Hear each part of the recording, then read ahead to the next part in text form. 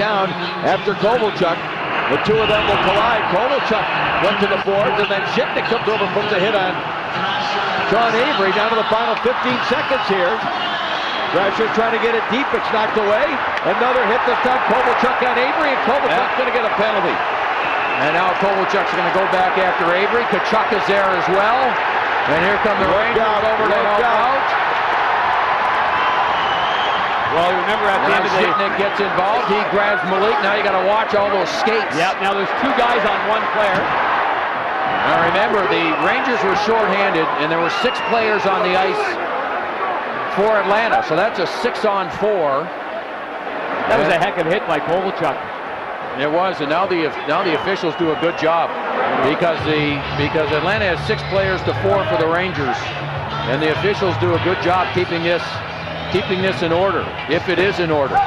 Avery's been in the middle of everything in this game, which is not unusual, and gets up. Avery did a heck of a job winning the face-off that allowed the Rangers to clear the zone. He beat Tkachuk on the face-off.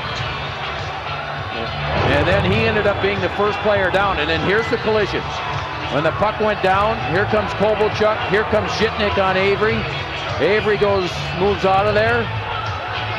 And this is the last one here. And that's the last one. I mean, they saw each other. The puck wasn't around. They both knew there was going to be contact.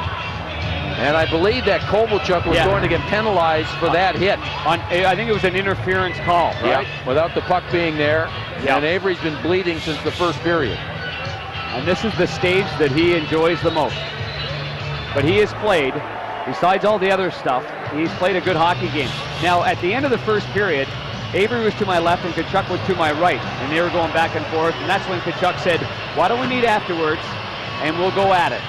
And that's when Tkachuk said he's got no respect for anything going on, and he'd never fight me. So Tkachuk went over there, obviously, at the very end, seeing if he couldn't get Avery to dance a little bit. Well, the other thing is this, Mellenby to the break for the Rangers. Nice play at the line by Girardi. How many times have we said that tonight? Girardi's been outstanding. Yeah, keep an eye on Kovalchuk here. He and Avery. Yeah. Oh, they want to drop their gloves. Kovalchuk wants to fight, and he's after Avery.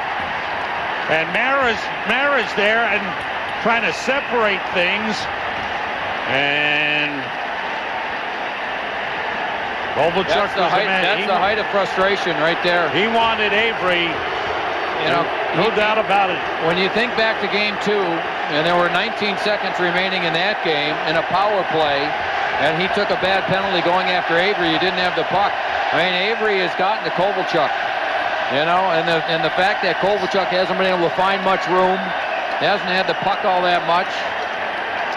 Avery looks like he's got a bit of a He took a punch, yeah. Well, remember, he's had a cut eye. He cut the eye the first game, and there's a hit. And these two have had the history, and it was at that point that Kovalchuk came all the way back. Avery trying to goad him into dropping the gloves. Kovalchuk finally did. Mara went in really as a peacemaker to pry them apart. But you're right, when a highly skilled player like Kovalchuk drops his glove, you know he's lost his focus. Yeah, he's so frustrated. I go back to what some of the players were talking about prior to the series started, where they had meetings about Sean Avery. Stay away from him, don't let him get to you. Skate away after the whistle. It worked for the first game from that standpoint, but games 2 and 3 it hasn't. Take a look at that play earlier by Matt Cullen. Yeah, Matt Cullen makes the play here, does a good job